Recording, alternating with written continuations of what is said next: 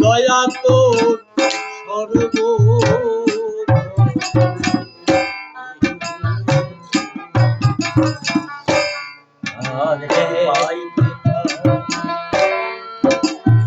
ঘটে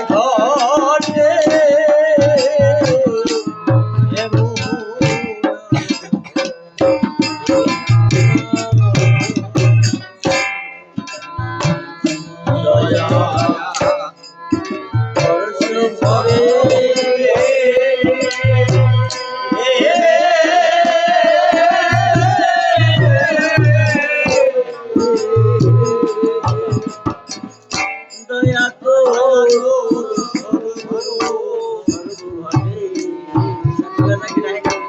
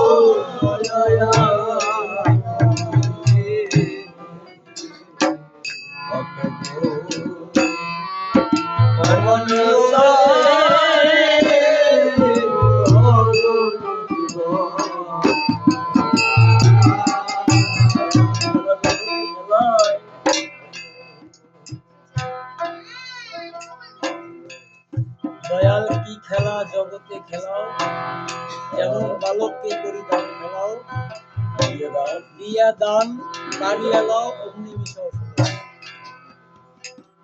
দয়াময় তোর যে দয়ার নাই তুলনা।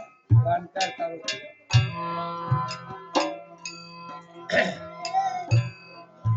দেখি নরবপু সব একাকার, আবার ভিন্ন জীব সব একাকার, কিন্তু কারোর সাথে কোনো মিল নেই, মানে কারোর রূপের সাথে কারোর মিল নেই। একটা গাছের লতা পাতায় যে মানে গুণাগুণ দিয়ে রাখছে যার কোনো শেষ নাই। মানে সর্বোপরি ঠাকুরের লীলার কোনো মানে সাগরের মতো অফুরন্ত, যার কোনো হিসাব করে যার কোনো কিনারা পাওয়া যাবে না।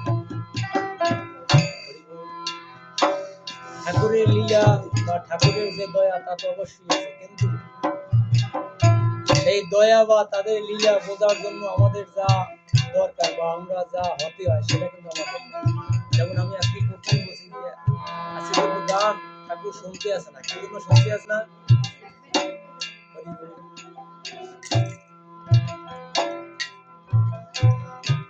জন্ম উৎসব, যেমন হরিচাঁদের জন্ম জয়ন্তী মধুকৃষ্ণ প্রদর্শনী দিতে আমরা সেই উৎসব করি, ঠাকুরের যাই।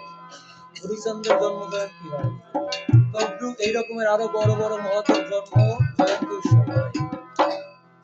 কিন্তু তারা তো মহৎ, তারা তো মহাজন, তাদের এই সমাজে, এই পৃথিবীতে, এই দুনিয়ায় এইভাবে অনেক কিছু দেওয়া আছে। এই জন্য তাদের এরকমের জন্ম জয়ন্তী বা তাদের গুণকীর্তন দিকে দিকে ছড়িয়ে পড়ে, কিন্তু আমার মতো মজনের সেরকম কিছু নাই। আমি এই জন্ম উৎসব পালনের জন্য দয়া করে সরা জন্ম উৎসব পালনের জন্য প্রথমেই নিষেধ করছি, কারণ আমি অত বড় কিছু না।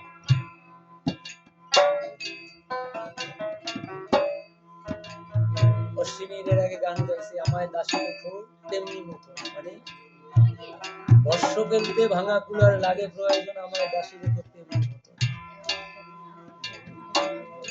অশ্বিনী যে এত বড় মহাজন, সে যদি দাসী হইতে চায়, ভস্য মানে ছাই ফেলার জন্য ভাঙা কুলার দরকার না, ওই রকম দাসী হইতে চায়। আর সেরকমের আমি অশ্বিনী মানে কত সহস্র ভাগের এক ভাগও না, আমি তবুও আমি তার মতন ছোট হওয়ার মন মানসিকতা করতে হবে। এই জন্য আমি বলছি কি, আমার এই জন্ম উৎসব না করাই ভালো। আর যে কারণে এই জন্ম উৎসবের আয়োজন হয়তো ঠাকুর আমার হিসাবে ঠাকুর গ্রহণ করে না, কারণ যে জায়গার উৎসবটা বা যে জায়গার অনুষ্ঠানাদি ঠাকুর গ্রহণ করে সেই জায়গার অনুষ্ঠানাদি শান্ত হয়ে যায়, মানে বাজনা গান সুর মানে সব একাকার হয়ে যায়। আর এ জায়গায় ওই ওরা দুষ্টুমি করে, এ জায়গায় এ ওঠে মানে কিন্তু কিছু হইতেছে না।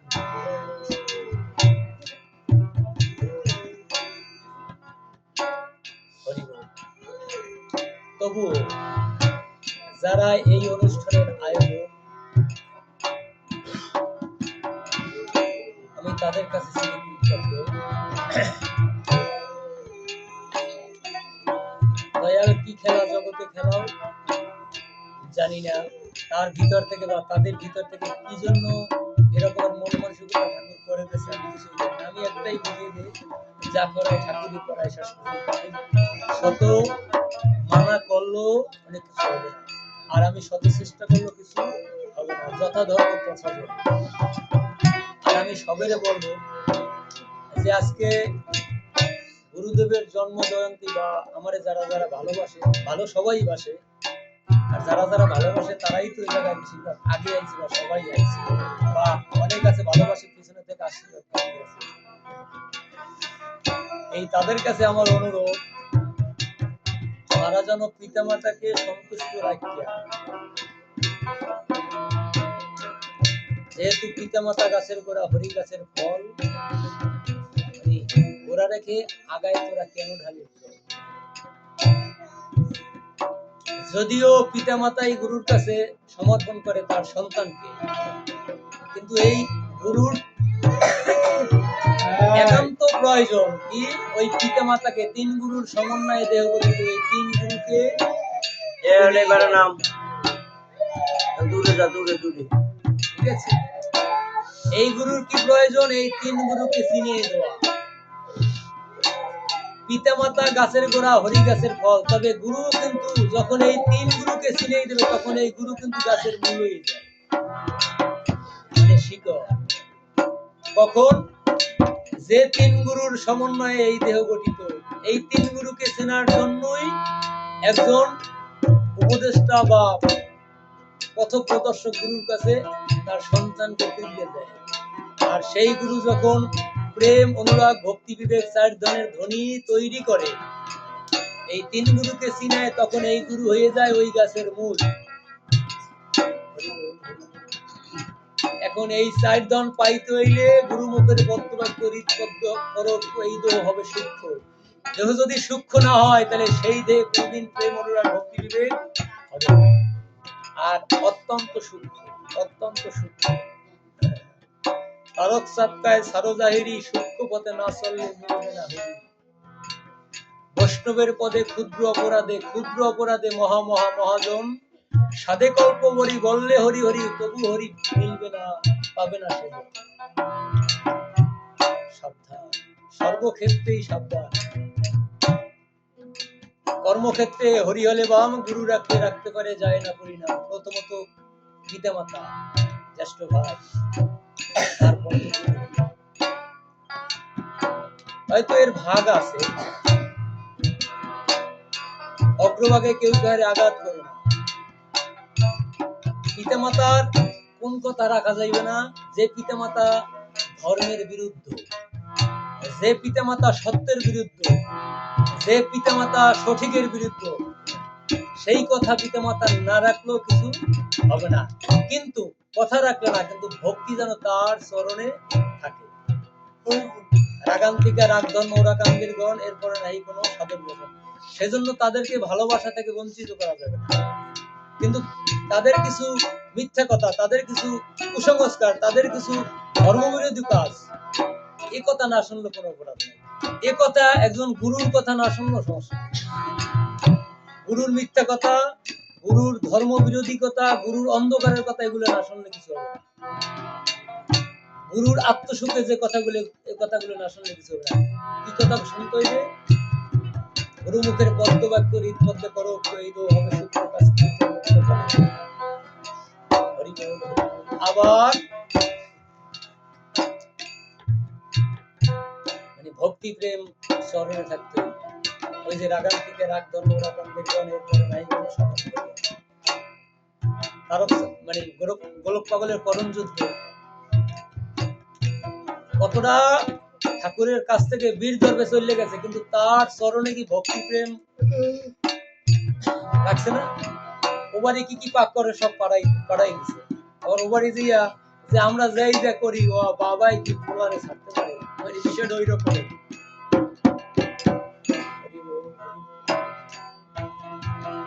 তাই গুরুর জন্ম জয়ন্তী উৎসব পালন করতে হলে পিতামাতাকে আগে সন্তুষ্ট রাখতে হবে। যদি পিতামাতার ভুল কাজ বা ভুল পথে থাকে, তাকে বুঝিয়া ভালো করার চেষ্টা প্রথম করতে হবে। যেটা আমার জীবনে হয়েছে, আমি আমার বাস্তব জীবনে সব কিন্তু করি। আমি যখন মতুয়ামতে যাই, তখন আমার পিতামাতা বিরুদ্ধ, আমার স্ত্রীর বিরুদ্ধ, আমার সবকিছু বিরুদ্ধ। আমি যখন দলপতির দায়িত্ব পাই, আমার কাকারা ইত্যাদি সবাই বিরুদ্ধ। যখন আমি গোসাইয়ের দায়িত্ব পাই, তখন আরো বিরুদ্ধ। কিন্তু শেষ পর্যন্ত কেউ কিন্তু আমার বিরুদ্ধ নাই। কেন নাই? হয়তো আমি তাদেরকে ভালোবাসতে পারছি মনে হয়, বা ভালোবাসার চেষ্টা করছি। এখন ভালোবাসা না হইলে কিন্তু ভালোবাসা যায় না। ভক্তি, কোন ভক্তি করতে হইবে? ভাবময়, প্রেমময় ভক্তি।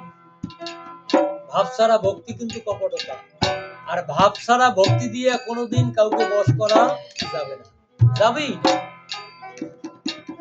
যত করি চালাকি, পিছে বড় তার জ্বালাকি। মানে আমরা যত কিছুই করি না কেন, ঠাকুর কিন্তু সব দেখে। যা যা করি সেই অনুযায়ী তিলে তিলে ফল, মন্দ ভালো সব দেবে। তাহলে আমরা যখন একজনকে ভক্তি করি বা পিতা মাতাকে ভক্তি, ওই যে মানে তাদেরকে বশ করতে হবে ভক্তি প্রেম দ্বারা। কিন্তু সেই ভক্তিটা ভাবময় ভক্তি হইতে হবে। ভাবময় ভক্তি কেমন? তাইলে ভাবময় কোন দেহ হয়? যে দেহটা শুদ্ধ, বা পবিত্র, পবিত্রময় দেহ হলে সেই দেহ হয় ভাবের উদয়, অপবিত্র দেহ দেখলে তাকে মহাভাব লুকায়। তাহলে শুদ্ধ দেহ কোনটা? যে দেহে আমিত্ব নাই। আগে বলছে আমিত্ব যখন যাবে তখন দেহ শুদ্ধ হবে। যে দেহটাই আমিত্ব নাই, আর আমিত্ব নাই কোন দেহটাই? একমাত্র মতুয়ার দেহটাই আমিত্ব নাই, একমাত্র বৈষ্ণবের দেহটাই আমিত্ব নাই। মতুয়া, ম মানে আমি, তুয়া মানে তুমি, আমার যত কিছু আছে সব তুমি, এইলো মতুয়া। বৈষ্ণব কোথায়? তাহলে এই রকমের দেহ দ্বারা যদি ভক্তি করা হয়, অবশ্যই সে যত কিছু হোক সে বশ হবেই হবে। সেই রকমের বশ করিয়া যার যার পিতামাতাকে আগে সন্তুষ্ট করতে হবে, এরপর গুরুর জন্ম জয়ন্তী পালনের চেষ্টা করতে হবে। তাও তো করতে হবে, যেহেতু আমি আমার জন্য বলি না, যার যার এই জায়গায় তো আরো অন্যান্য সবার গুরু আছে। মায়ের চাই বাপের চাই পরমের 10, এতে শুধু দেহ গঠিত হইছে। আর মানুষ হইতে গেলে আরো 4 জন বাকি, শেষ 4 জন কি? প্রেম অনুরাগ ভক্তি বিবেক। যে কারণে অশ্বিনী গোসাই বলছে কি, গুরু কি ধন চিনলি না মন মানব জনম যাইবি বলে, তোর প্রেম অনুরাগ ভক্তি বিবেক হলো না তা হবার কালে। সেই 4 জন আছে কার কাছে? গুরুর কাছে। মন গুরুর সহযোগে স্থলের ঘর বাঁধো আগে, প্রবর্ত অনুরাগে ফেলাও মনের কপাট বলে, এবার যে গুছাইবে মনের আদায় দায় করিস তাই গুরু বলে। তাহলে মায়ের চার বাপের চার পরমের 10, তাইতে হইলে মাত্র দেহ গঠিত, আর গুরুর দোয়া চাই, তবেই হবে একজন শুদ্ধ মানুষ। কি কি সেই ধন? প্রেম অনুরাগ ভক্তি বিবেক। কেমনে? গুরুর মুখের পদ্মবাক্য হৃদপদ্মে করো, এই দো হবে সূক্ষ্ম কাজ করে তোর মুক্ত ফলে। আমি আমার গুরুর অনেক কথা শুনি না, কিন্তু সেই জন্য তার চরণ থেকে আমার প্রেম ভক্তি আমার কোনো গানে তার কথা ছাড়া নাই। আমি তার সাথে আর দিয়ে চলি, কিন্তু কোন কিছু কিছু বিষয়, কিন্তু আমি তাকে ছাড়া গুরু রূপে কাউকে আমি ভক্তি তার মধ্যে করতে পারি না। আর আমার এটা ছোটকালের অভ্যাস, আমি এক পথে চলি, এক কথা বলি, এক মানে ভালোবাসলো ওই রকম, যাকে যা ভালোবাসি ভালোই বাসি, যাকে আমি ঘৃণা করি তাকে ঘৃণাই করি, কোনো কপটতা করি না। আর আমার গুরুর বেলায় তো তা নাই। আর আজকের অনুষ্ঠান হয়তো আমি বললে সে থাকতো, বলছে কি বলছে আমার সামনে বলে, কিন্তু আমি ওই সময় লজ্জা বোধ করছি যে এই সমস্ত অনুষ্ঠানও তার কবি তার জন্ম জয়ন্তীতে আমরা এরকম পালন করি না, এজন্য আমি কইতে সাহস পাই নাই, বা আমি কাউকে কিছু বলি নাই। ওরা ওদেরকে আমি নিষেধ করছি, আমি হয়তো 2-3 দিন ওই মিটিং এর দিন শুনছি যে একটা অনুষ্ঠান ওরা করে।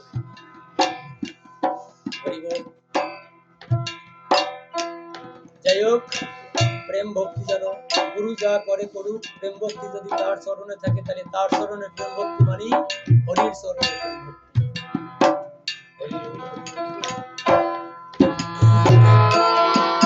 দয়াল কি খেলা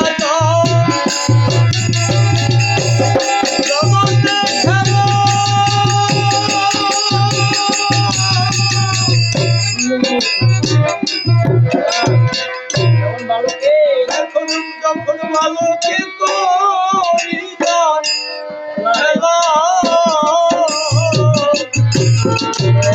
খেলা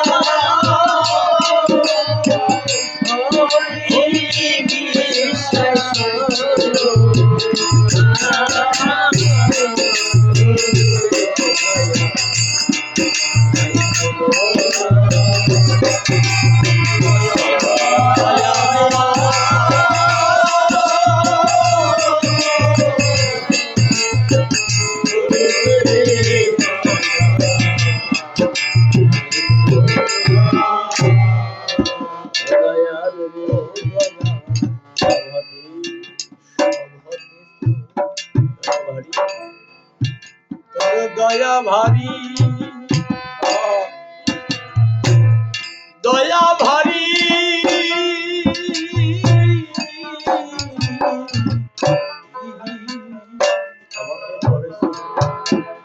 ওরে আমাকে করেছো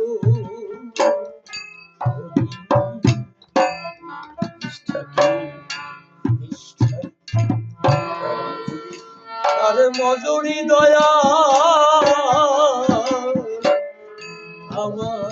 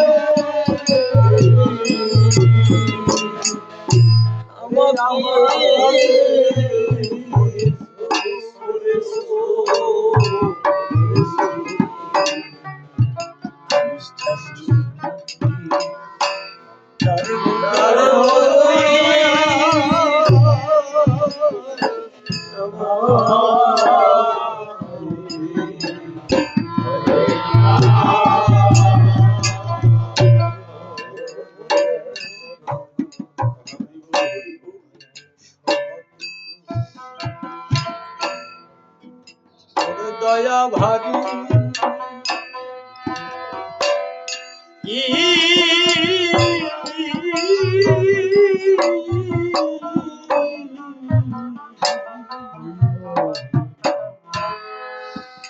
আমাকে করেছো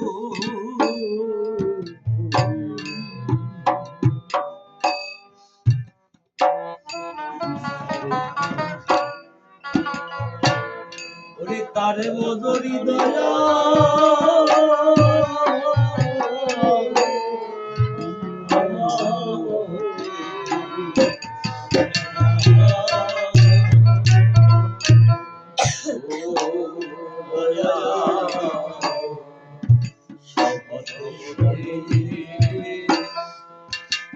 দয়া ভাই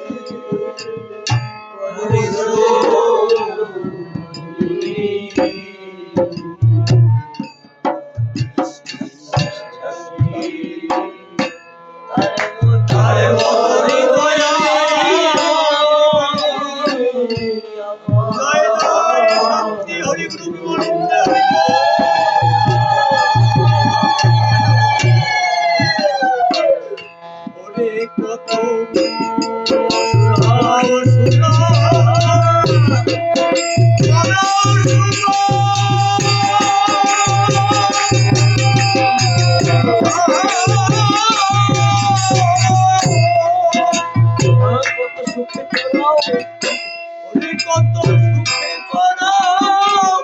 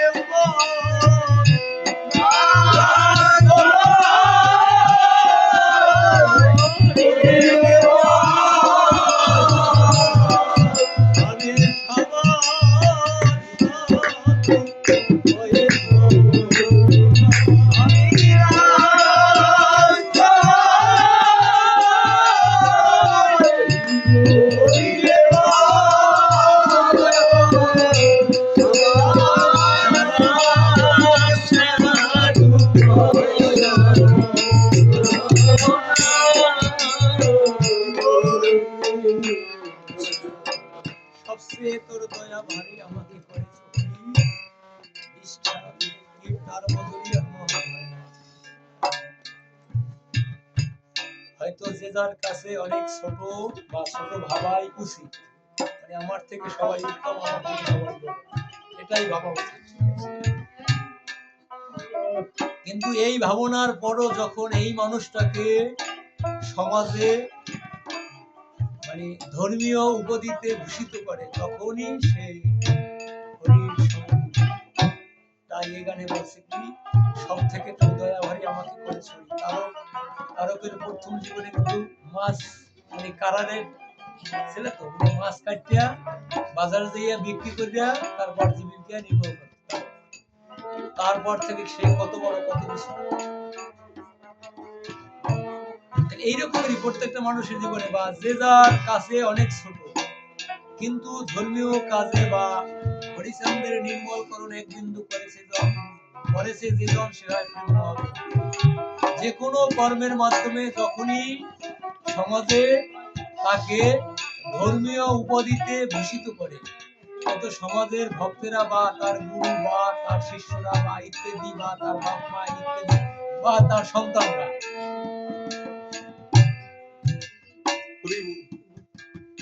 তখনই কিন্তু সে বিষয়টা ধর্মীয় উপাধি যখন তার নামের সাথে যোগ হয়, তখনই সে হরির সমতুল্য, হরির কাছাকাছি, হরির প্রিয় হয়ে যায়। কারণ তার ইশারা ছাড়া তো কোনো কিছু হয় না। কারে ইশারা দেয়, কারে দিয়ে কি করায়, সেই একমাত্র ভালো জানে। যে কারণে অশ্বিনী বলছে কি, অনন্ত মহিমা তোমার, জীবে কি বুঝিতে পারে শিবের বোঝাবা। আর অনন্ত মহিমা এটা শিব, যে শিব বুঝতে অক্ষম, সে জায়গায় জীব সামান্য। এই জন্য কারে দিয়ে কি করে একমাত্র ঠাকুরই জানে। কিন্তু যখনই এই সমস্ত পরিবেশ এই রকমের কিছু হয়, তখনই সেই মানুষরা ওই রকমের হয়ে যায়। আর সেই জন্য এইখানে বলছে, আর এই রকমের উপাধি বা এই রকমের অবস্থানে বা এই রকমের সাধু সমাজে গেলে সম্মান বা এই রকমের ভালোবাসা আমরা অনেকেই কিন্তু পাই। তারাই কিন্তু আমাদের প্রতিজ্ঞা থাকবে, আমরা সমাজে ভালো কাজ করবো, আমরা ধর্মীয় রীতিনীতি মেনে চলবো, যাতে করে এই মানব জন্মটা সার্থক হয়, মানব জন্মটা যেন সাধ হয়। ওরে দয়াল খাওয়াও সুগার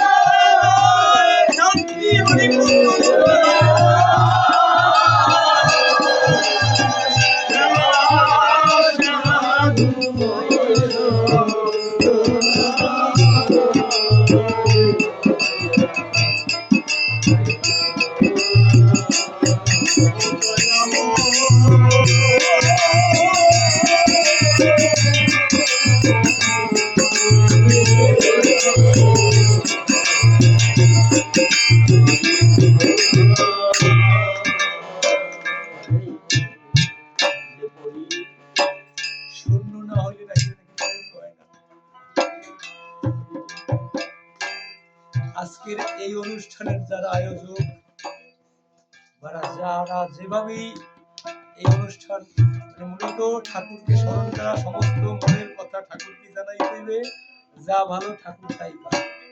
এরকম একটা অনুষ্ঠানের পরিবেশ বা এই অনুষ্ঠানের আয়োজন যারা করছে, আমার যদি কোনো সুকৃতি আমার যদি কোনো বন্ধু থাকে, তারা তা দ্বারা যেন তাদের মঙ্গল হয় সর্বদিক, আমি যেন সুন্দরই থাকি।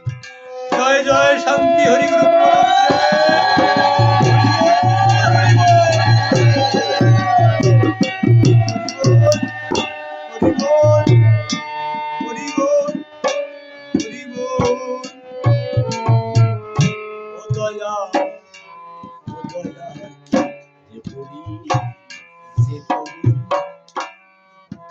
যে পরিমিত কায়া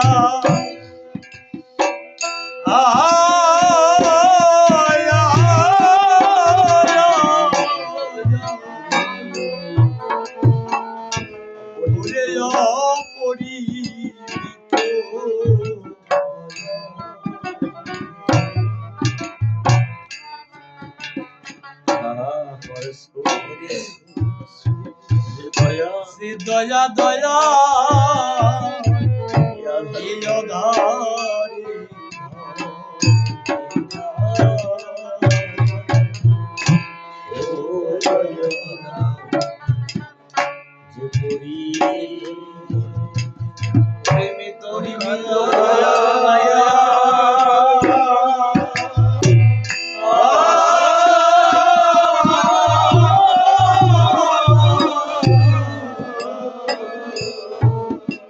তাতে অপরিমিত